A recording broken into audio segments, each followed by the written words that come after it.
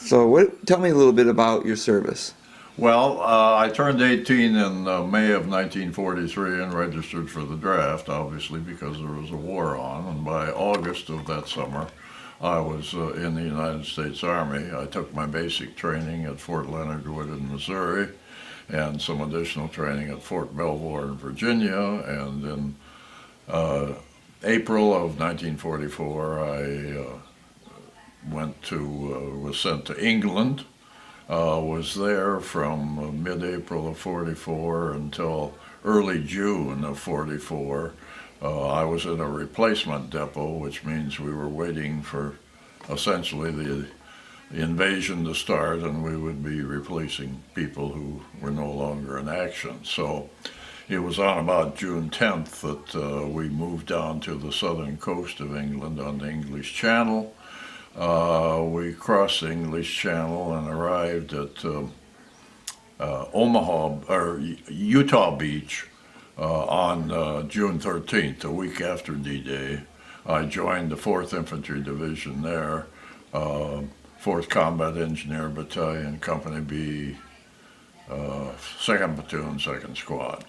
I was with them from June 14th then, up the peninsula to the liberation of Cherbourg, then back down the peninsula, was involved in the 3,000 plane bombing raid that blasted a hole in the German lines.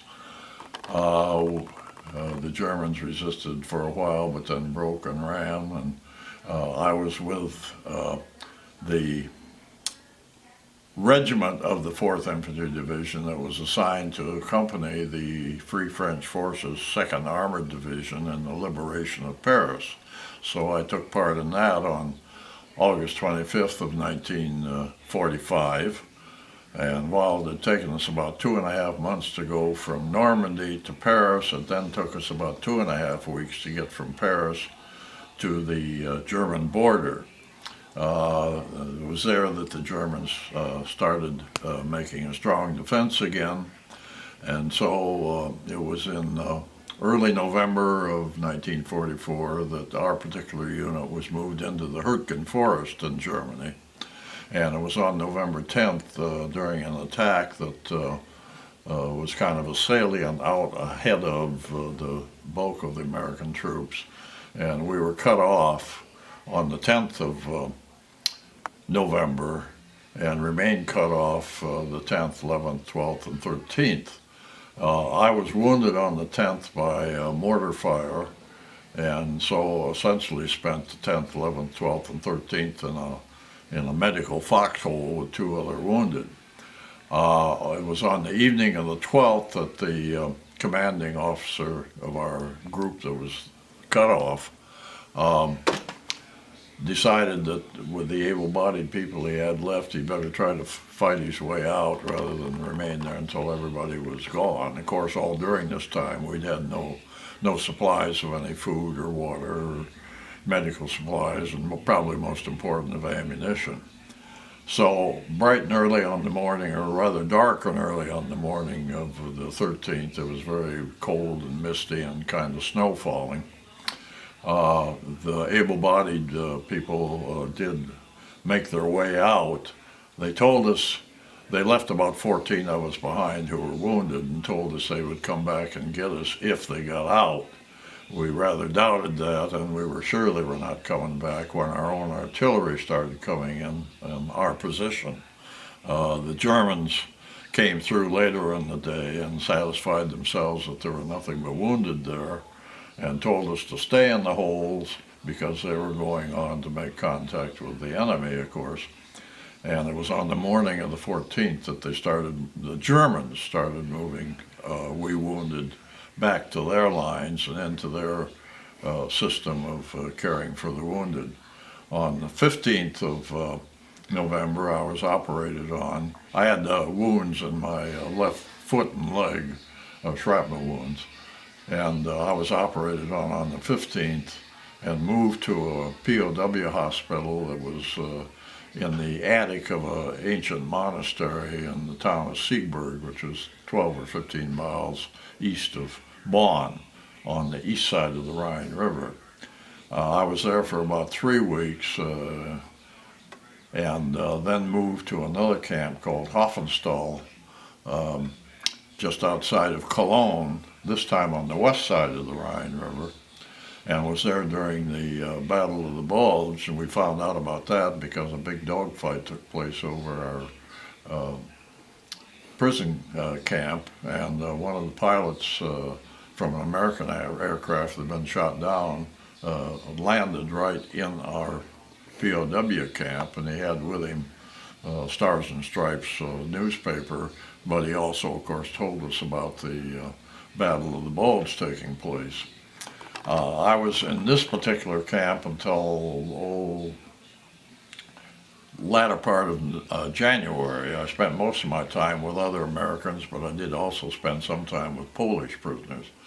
I was moved to a very primitive type of camp on the, again, across the Rhine River, this time on the east side, outside of Bonn, and was only there a couple of weeks when the British conducted a night bombing raid of Bonn, and among other things, they bombed our prison camp and knocked it flat.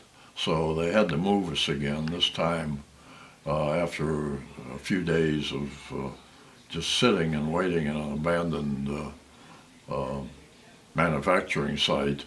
We were put on boxcars and taken down to the town of Limburg, which was quite a collection point for American prisoners.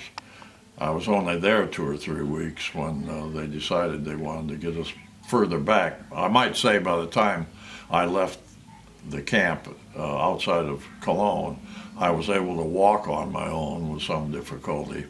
And by the time I got to Limburg, I was walking well enough that I was in the first group of 200 prisoners to be walked back inland further in Germany to a place called Bad Orb.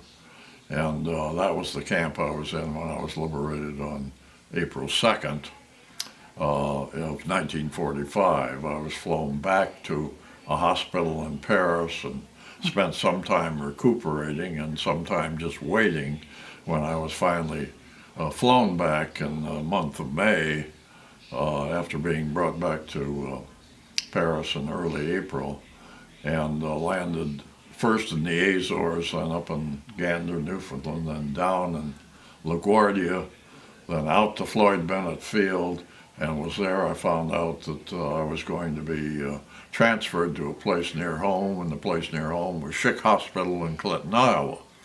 I got to Schick Hospital, spent some time, maybe a week or so there, then was given a lengthy furlough because all ex-POWs were getting furloughs, so I essentially spent the summer of '45 in Makokata.